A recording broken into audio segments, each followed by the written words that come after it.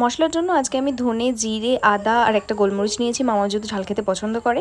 আর তার সাথে পেঁয়াজ, আর নিয়েছি এক টুকরো রসুন আর গাজর, আর নিয়েছি হচ্ছে মামামকে যখনই কোনো খাবার দিই তোমরা বলো যে দিদি প্লিজ রেসিপি শেয়ার করো, আমাদের খুব হেল্প হয়। তো আজকে আমি তোমাদের সাথে শেয়ার করব যে বাচ্চাদেরকে আমরা কিভাবে ডিমের ঝোল দিতে পারি, কারণ যেহেতু সেদ্ধ ডিমে একটা আষ্টা গন্ধ আসে, অনেক বাচ্চাই খেতে চায় না, আমার মেয়েও স্পেশালি খেতে চায় না। তো তার জন্য আমি হচ্ছে আজকে ডিমের ঝোল বানাবো। তো প্রথমেই আমি প্যানটাকে গরম করতে দেবো, মানে আমার কুকারটাকে। আর আজকে আমি রান্না করব কিন্তু সর্ষের তেলে। আমি বেশিরভাগই সর্ষের তেলেই রান্না করি, কারণ তোমরা জিজ্ঞাসা করো কী তেলে রান্না করে থাকি, তো সেই জন্যই বলছি আমি সর্ষের তেলেই রান্না করি। আর এখানে আমার রয়েছে একটা পাম্প বোতল, তো যেটা দিয়ে বেশি তেল পড়ে যায় না, একবার পাম্প করলে বা দুবার পাম্প করলে এনাফ। প্রথমে আমি এরকম এক পাম্প তেল দিলাম, এটাকে গরম হতে দেবো। এটার মধ্যে আমি ডিমটাকে ভাজবো। আর ডিমটাকে এই যে এখানে আমি একদম প্রপারলি সুন্দর করে ছুলে নিয়েছি, এই যে। তো আমি ডিমটাকে এবার ভেজে নেব একটু হালকা করে। আমি একটু মাঝখান দিয়ে ছিঁড়ে দিয়েছি, দিয়ে সামান্য একটু নুন লাগিয়ে নিয়েছি। আর এটা যেহেতু স্টেনলেস স্টিল না, এটাতে না খুব হালকা মানে আঁচে করতে হয়, না হলে লেগে যাওয়ার ব্যাপার থাকে এটাতেও। বাট হ্যাঁ, ওই প্যানটাতে বলতে একটু বেশি লেগে যায়, এটাতে আবার একটু কম লাগে আর কি, মানে তবু ভালো মতো করা যায়। ওইটাতে আবার একটু বেশি রিস্কি হয়ে যায়।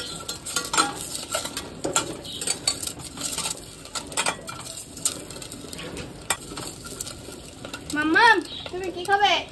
ডিম ভাত? বলো সেটাও আমি খাবো না, আমার খেতেই ভালো লাগে না। আমার মা বেকারি রান্না করে, আমার রান্না করা বারণ চোখের জন্য, তাও আমি করি। আলটিমেটলি কি আমার মেয়ে খায় না, আর কি আর করবো, বেশি তেতে গেছে। দাঁড়াও একটুখানি আর একবার পাম্প করলাম, এই যে পাম্প করলাম এইটুকুনি তেলেই আমার পুরো রান্না হবে, আর কোনো ব্যাপার নেই। এখানে আমি এই যে তোমাদের দেখাই এক কোয়াই রসুন নিয়েছি, এটাকে একটু কুচি করে দেবো।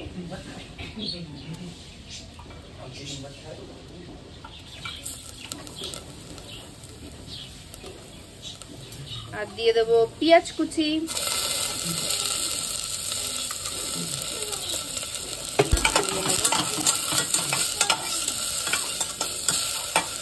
রসুনের গন্ধটা টেস্ট হয় আর একটু ভালো লাগে।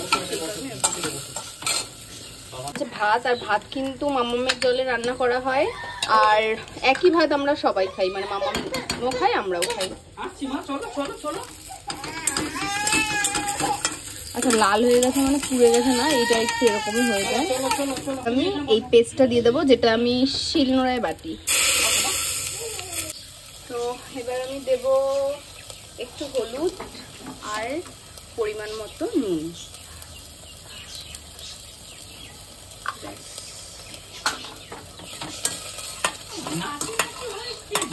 আমি আজকে একটা ভুল করলাম রেসিপি দেখাতে দেখাতে, সেটা হলো আমি সবজিগুলোকে ভাজলাম না। ঠিক আছে,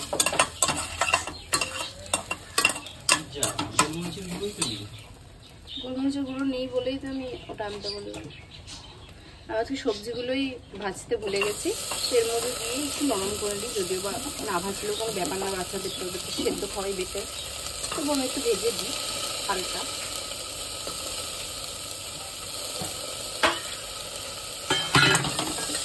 মশলার সাথে এটাকে ভালো করে কষিয়ে নেব।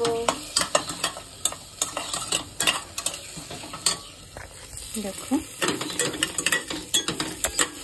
আমি কিন্তু ফ্লেম লোই রেখেছি একদম। আর একজন এখানে বসে রয়েছে, পাপার সাথে হচ্ছে লোটে মাছের চপ বানাবে, তাই জন্য। তাই তো মা? হ্যাঁ তো একটুখানি নুন দিই। আচ্ছা তোমরা অনেকে জিজ্ঞাসা করো আমায় যে কি নুন দিই, অনেকে আমায় জিজ্ঞাসা করো যে কি লবণ খাওয়াই। আমাকে ডক্টর বলেছে আপনারা যেটা খান সেটাই খাওয়াবেন, আলাদা করে কিছু দেওয়ার দরকার নেই। তো এটাকে একটু ভালো করে কষিয়ে নেবো যতক্ষণ না মশলার কাঁচা গন্ধটা চলে যাবে। আমার কষানো হয়ে গেছে সুন্দর করে, এবার আমি জল দেবো। তো এবার মামামের খাবার জলই আমি দিই রান্নায় সবসময়, যাতে কোনো রকম অসুবিধা না হয়। দিয়ে দিয়েছি, ফ্লেম বাড়িয়ে দিয়েছি। আর এই যে ডিমটাকে ওর মধ্যে দেবো, দিয়ে তারপরে এই লিকটা দিয়ে ঢাকা দিয়ে দেবো।